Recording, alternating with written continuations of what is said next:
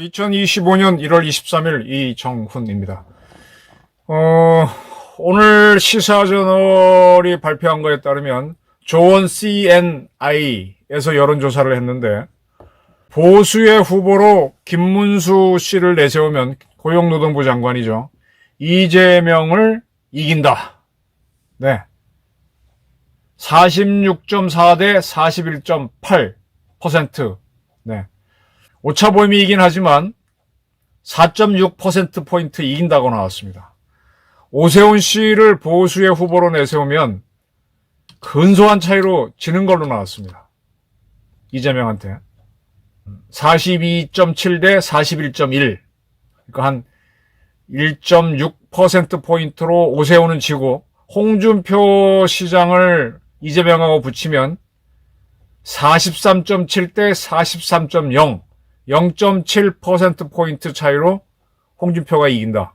홍준표는 간신히 이기고 오세훈은 아슬아슬하게 지는데 김문수를 보수의 대표로 다음 대선에 내세우면 오차범위이긴 하지만 4.6%포인트 차이로 이재명을 이길 수 있다. 이런 여론조사를 시사저널이 발표했습니다. 이게 하루 종일 화제였어요.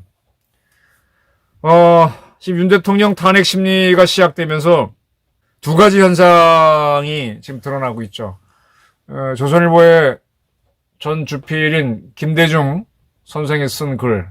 탄핵 심리가 어떻게 될지 모르지만은 탄핵 심리에서 윤 대통령이 살아서 돌아오더라도 대한민국을 통치할 수 있겠느냐. 그런데 대한민국에서는 그거보다 더 중요하게 여기는 게 보수 세력이 이재명만은 절대로 안 된다.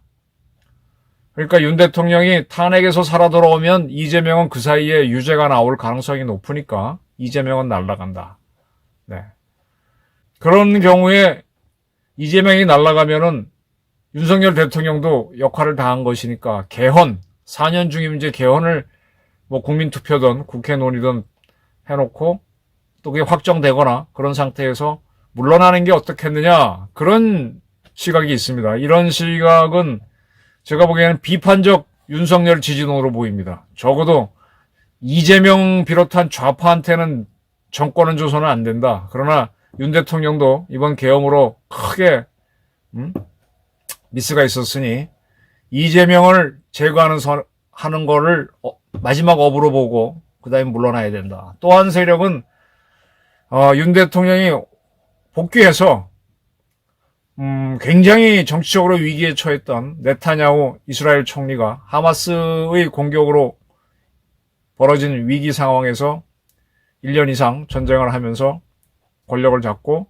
이스라엘을 승리로 이끌었듯이 윤석열 대통령이 그대로 탄핵에서 돌아와서 정치를 해야 된다. 두 가지 시각이 있습니다. 이게 어떤 게 될지는 모르겠어요. 결론적으로는 탄핵 심리 결과에 따라 결정될 겁니다. 이진숙 방통위원장이 탄핵되지 않았기 때문에 윤 대통령이 탄핵될 것이냐 안 될 것이냐 확률은 저는 5대5로 봅니다. 4대4로 이진숙 위원장은 탄핵이 되지 않았지만은 윤 대통령은 5대3 내지는 6대2 그 언저리 어디에서 나올 것 같아요. 느낌이. 아직은 느낌입니다. 지금 윤 대통령이 국회를 해산하려고 했느냐라는 부분 오늘 심리가 있었지만 그 부분에 대해서는 명쾌한 설명을 하기 어렵죠. 국회를 해산하려고 했다는 것은 위헌 시비가 됩니다. 근데 그것이 내란을 노린 걸 그게 내란 노린 걸 수는 있지만 그거 자체가 성공이 안 했으니까 그거 갖고 탄핵을 해야 되느냐는 별도의 판단이에요. 그리고 지금 야당이 그 당시 20몇 번의 탄핵을 했고 특검을 했고 국회가 움직이지 못하도록 했기 때문에 그런 거를 막기 위한 마지막 수단으로 해볼 수 있는 거 아니냐. 그거 자체가 불법은 아니다. 이렇게 될 수도 있기 때문에 윤 대통령이 탄핵될지 안 될지는 모릅니다. 그런데 윤 대통령이 탄핵된다고 했을 때 또 윤 대통령이 탄핵 이후에 조기에 하야한다고 했을 때 이 보수 세력이 권력을 장악하지 못하고 주사파가 드글거리는 그 앞잡이인 이재명이 대통령이 되는 상황은 볼 수가 없다. 그래서 누구를 내세우냐 굉장히 고민을 하고 있는데 김문수란 후보가 처음엔 거론되지도 않았죠. 오세훈, 홍준표, 이준석 등등 거론되는데 김문수가 나오니까 보수 후보 중에서는 처음으로 이재명을 이기는 사람이 됐고, 물론 홍준표도 간신히 이겼지만 사람들이 김문수 하고 인정을 하는 분위기입니다. 김문수 장관을 몇 번 이렇게 뵌 적이 있어요. 가까이서 지켜보고 제가 가장 기억에 남는 거는 박근혜 대통령이 당시 그 당의 대통령 후보로 확정될 때 그때 김문수 지사였던가? 그도 대통령 경선에 도전했습니다. 그때 아마 박근혜 후보한테 압도적으로 졌습니다. 2등을 하긴 했지만 압도적으로 졌습니다. 근데 그때 그게 벌써 2012년쯤 되지 않았나? 그때 무슨 얘기를 했는가 하면 GTX 얘기를 했어요. GTX. GTX라는 개념을 저도 잘 몰랐고 다른 사람도 잘 몰랐습니다. 지금 GTX를 경기도에서부터 서울을 관통해서 경기 남북을 잇는 광역철도망인데 지금 이거를 가장 자랑했던 게 이재명 경기도지사였어요. 근데 이 GTX를 생각했고 이걸 해야 된다는 발상은 그때 김문수 씨가 했었습니다. GTX를 놔서 이 KTX 같은 거를 저 깊은 땅 속에서 공사하는 과정에 다른 업체들, 도로에 다니는 그런 자동차들 피해를 안 주게 깊은 심도에서 뚫어서 광역교통망을 만들어야 된다. 지금 지내놓고 보니까 김문수 씨가 상당히 앞서갔구나 라는 생각을 저는 합니다. 그리고 김문수 장관하고 그전에도 그런 적이 있습니다. 이해찬 씨는 5.18 광주에 참여한 적이 없죠. 근데 그 당시 서울대학교 학생으로 80년대에 있었던 그 시위를 참여한 멤버죠. 같은 시기에 서울대학교 중심으로 80년대 시위를 했던 사람이 김문수입니다. 그리고 김문수 씨는 그 후에 노동운동을 해서 지금도 있나요? 한일도로코라고 면도칼 만드는 회사 노조위원장을 했었죠. 5.18 사건에 참여했던 사람들은 다 유공자가 돼서 지금 여러분들 중에 국민연금 받는 분들이 있는지 모르겠는데 이분들은 민주화 유공연금을 받습니다. 근데 그 5.18 세력들이 자기네만 받기가 뭐했는지 80년대 전후에서 50 출범할 때 민주화 운동을 했던 세력들도 다 연금을 받게 해줬습니다. 유공자로 해서. 그래서 이해찬 씨는 그 유공자증이 있습니다. 그리고 한때 심재륜 씨인가? 여당에 대표하셨던 분, 그분도 그 유공자증을 받았어요. 제가 그분한테 반납하시죠. 한참 시끄러울 때 5.18 시끄러울 때 안 하셨는데. 김문수는 이걸 당연히 받았어야 되는데 안 받았어요. 신청을 안 했어요. 제가 물어봤었어요. 받으셨어요? 그랬더니 나 안 받았어 그러더라고. 왜 안 받았어요? 그랬더니 내가 광주 문제는 상관이 없고 내가 연금 받자고 내가 그때 민주화 운동한 거 아니고 내가 좋아서 했는데 그걸 뭘 신청을 하나? 이렇게 가볍게 얘기하더라고요. 그거 자랑한 적도 없어요. 제가 물을 때까지는 어디 얘기한 적이 별로 없는 걸로 알고 있습니다. 김문수 장관은 요즘은 이제 보편적인 우리나라 대한민국 서울의 주거가 아파트잖아요. 제가 알기로는 연립주택 빌라에 사는 걸로 합니다.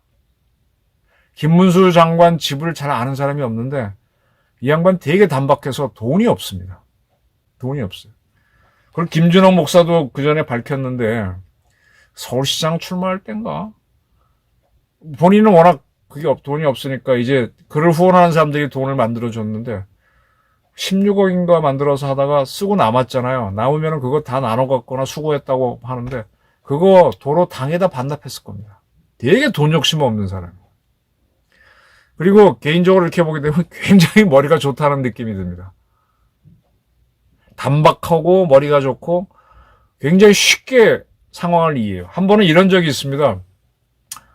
우리나라 원자력인들이 윤석열 정부 들어서서 탈핵 정책을 깼다고 하지만 원자력을 제대로 안 하고 산자부 공무원들이 양다리 걸치기 하면서 다수당인 민주당에 비위 맞추려고 원전을 늘리지 않았습니다. 이제 그런 문제를 자꾸 이제 용산 등 어디 전달하려고 하는데 루트가 없어서 한번 김문수 노사정 위원장 할 때 한번 갔었습니다. 저도 이제 따라갔었는데 여러 명이 가갖고 막 자꾸 시간이 제한됐으니 뭐 이것 한번 참고하십시오 막 하니까 이 양반이 가만히 듣고 있다가 자 이렇게 여러 가지 이야기를 각자가 이야기하면 내가 귀가 하나이기 때문에 뒤섞여서 알아들을 수가 없어. 한 사람 얘기 들으면 딴 사람 얘기 못 들으니까 그러지 마시고 내가 종이를 나눠드릴 테니 각자의 생각을 다 적으시오 하고 종이를 쭉 나눠주더라고요. 나눠주니까 막 주장하시던 분들이 뭐 어떡해요. 이제 거기다 쓰죠. 그걸 쓰니까 그거 뭐 얼마나 길게 쓰겠어요. 쭉 받아놓고 나서 쭉 보더니 알았는데 내가 기본적으로 노사정위원장이기 때문에 원자력 문제는 어떻게 할 수가 없다. 그러나 대통령한테 한번 기회가 되면 얘기하도록 하겠다고 간단하게 사람 기분 나쁘지 않게 정리를 하더라고요. 그래서 내가 야 문수영은 좀 천재구나 하는 느낌. 제가 기분 좋으면 아까 문수영 그러는데 뭐 친한 건 아닙니다. 김문수 장관은 이렇게 경기도지사 할 때 이제 자기가 지사를 하면서 119 소방서에 전화를 걸었죠. 나 지사인데 뭐 근무 잘하고 있어요. 그랬더니 그 전화 받는 직원이 뭐 네가 지사야 뭐 이렇게 해서 화제가 된 적이 있었죠. 저희 아이들은 그때 이제 김문수 지사를 꼰대라고 좀 비판적으로 봤는데 저는 그렇게 현장 확인하는 그때 명절 때 지금처럼 설 명절인가 추석 때인가 그렇게 전화해서 일선 근무 기간을 확인한 건데 전 참 잘했다고 봐요. 근데 아이들은 그때 그가 꼰대라고 그걸 가지고 굉장히 또 조롱하는 밈들이 많이 만들어졌었죠. 어쨌든 그런 사람입니다. 김문수 장관은 젊은 시절에 노동운동도 했지만 택시기사도 했어요. 그러니까 이 양반은 노동운동하기 위해서 기업체 아주 중소기업체 한일도로콘가 들어간 거 외에는 평생 봉급쟁이 뭐 어디 기업에 들어간 적이 없죠. 그러니까 택시 운전을 해가지고 그걸 토대로 해서 서울하고 경기도지사 할 때 경기도의 교통망을 연결하면서 환승할 수 있도록 그것도 본인이 만든 거죠. GTX도 본인이야. 그러니까 교통에 대한 개념이 있는 거예요. 그가 택시 운전하면서 이제 들은 이야기 이런 거 갖고 나중에 정치할 때 참고를 했는데 그 이후로 김문수를 따라서 택시 운전을 하는 국회의원들 당선자들이 여러 명 나왔죠. 제가 이름이 갑자기 생각이 안 나는데 이런 사람입니다. 김문수하고 홍준표는 둘이 나이가 비슷할 거예요. 홍준표 지사가 공식적으로는 더 나이가 늦은 걸로 돼 있는데 그분이 좀 호적이 늦어서 거의 비슷합니다. 그리고 두 분 다 굉장히 가난한 자 출신입니다. 홍준표 지사는 가난했기 때문에 장학금 받으려고 경북고등학교를 안 가고 영남고등학교를 가서 장학금 받고 다녔고 이 김문수 장관은 경북고등학교를 가서 서울대학교 경영학과를 갔고 홍준표 시장은 육군사관학교 붙었는데 가지 않고 고려대학교 원래 이과였을 겁니다. 근데 문과로 바로 그 해에 육사시험 붙어놓고 나서 다시 그러고 나서 이제 서울대 연고대 시험 보니까 고대 법대를 갔죠. 홍준표 시장은 대학생일 때 이대생들하고 미팅 갔는데 아마 경북여고 출신들이 왔던 모양이죠. 그래서 고대생들하고 미팅할 때 네 경고 메테오 경북고등학교 당연히 나왔다고 생각하네. 영남고등학교 나왔다 했더니 연고가 하고 이렇게 무시당했다 그래서 아주 이대생을 있는 집 딸들 뭐 이렇게 싫어하는 그런 스타일로 갔습니다. 근데 이 양반은 한 번도 운동권을 한 적이 없어요. 그냥 고시 공부를 하다가 그 다음에 고려대학교 앞에 국민은행이 있는데 국민은행 창구 직원으로 있는 사람 하고 이렇게 연애를 해서 결혼을 했죠. 그분은 이제 전북 부안 사람입니다. 그쪽에 그러니까 영호람 결혼을 한 거고 김문수는 서울대학교 들어가서 경영학과 갔으니까는 뭐 고시는 안 하더라도 대기업 갈 수 있는 루트가 있을 텐데 아니면은 한국은행이나 산업은행 갈 수 있는 그때 그런 코스로 주로 많이 갔죠. 근데 그걸 마다하고 계속 학생운동을 했고 그리고 전태일 분신 사건에 굉장히 관심이 있어서 그 이소선 여사를 굉장히 모셨죠. 그래서 이소선 여사가 나중에 이 양반이 보수 쪽에 갔을 때도 김문수는 국회의원 해야 된다. 그리고 그러한 이 여사가 돌아갔을 때 장례식장을 지킨 것도 김문수였고. 네. 조금 다릅니다. 다른 사람입니다. 그러나 이제 대구를 바탕으로 한 정치에서는 김문수는 실패했고 홍준표는 지금 지사를 하고 있으니까 뭐 그런 것도 있고 대통령은 둘 다 하지 못했습니다. 근데 지금 딱 윤석열 대통령 임기를 채우지 못하는 경우에 누가 나오면 이재명을 잡을 수 있느냐라고 했을 때 홍준표를 앞서는 게 김문수다. 이건 상당히 의미 있어요.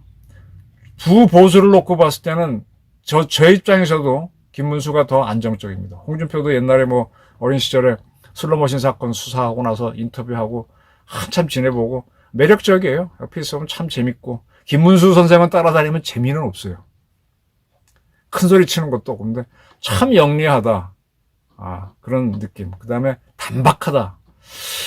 자, 그렇게 사람 끌 줄도 모르고 정치 능력 없고 돈도 만들지 못하는 김문수 신드롬이 왜 생기느냐. 그 단박한 천재. 항상 혼조예요.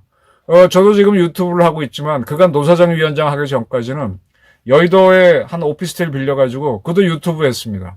거기 스튜디오 만들어 놓고 저보고도 쓰라 그랬고 다른 사람도 뭐 다 누군지 쓰라 그러더라고요. 그거 해서 뭐 그 젊은 PD 하나 고용해 놓고 아마 본인이 한 푼도 돈을 못 가져갔을 겁니다. 근데 이 복잡한 정치 상황을 굉장히 쉽게 설명했고 그러다가 이제 유튜브를 접으면서 노사정 위원장으로 갔는데 그는 늘 보게 되면은 이게 파당을 만들지 않습니다. 근데 늘 사람들이 있고 글쎄요, 나는 김문수라고 하는 사람 친구가 있나라는 생각을 가끔 해봐요.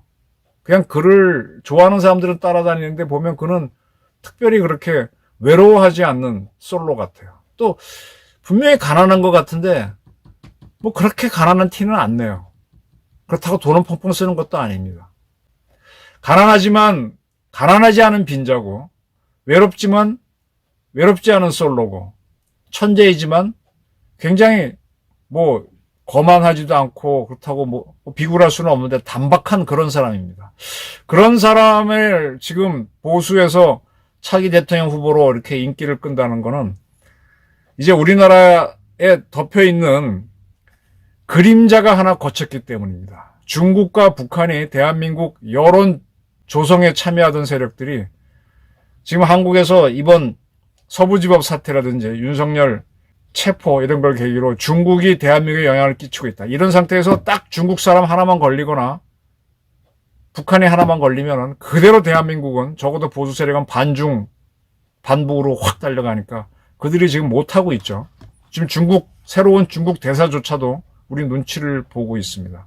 중국은 한국을 만약 놓치게 되면은 상당히 어렵죠. 대만하고 한국을 꽃놀이표를 쥐고 있어야 미국하고 게임을 하는데 지금 대만도 그렇고 우리도 그렇고 확 반중으로 가버리면은 그러지 않은 윤석열 정부가 상당히 반중으로 갔는데 그러니까 지금 뭘 못하니까 지금 보수에서 이 보수 여론을 마구 조종하던 세력들이 없어지니까 드라이하게 잡히면서 김문수가 떠오르는 거. 이걸 보면서 저는 대한민국에서도 사람 분이 적어도 보수에서는 객관성이 있구나. 오세훈이나 특히 홍준표 시장한테 좀 미안하지만 그래도 김문수한테 더 많이 간다는 거는 다르게 보는 사람들이 많다. 이번에 홍 지사는 트럼프 취임식에 간다고 가서 뭐예요? 뭐 하러 갔어요? 차라리 대구시장이나 똑바로 하고 있지. 그런 쇼 안 해도 되잖아요. 김문수는 이런 게 별로 없어요. 물론 그도 뭐 사람이니까 뭐 남한테 조롱받기도 하지만 단박한 사람입니다. 저는 김문수가 대한민국을 이끈다면 윤석열 대통령보다 더 안정적으로 그리고 북한을 더 잘 다루지 않겠나. 그리고 없는 사람 입장도 더 배려하면서 경제를 키울 수 있지 않겠나. 그런 생각을 해봅니다. 김문수 신드롬은 의미가 있습니다. 감사합니다.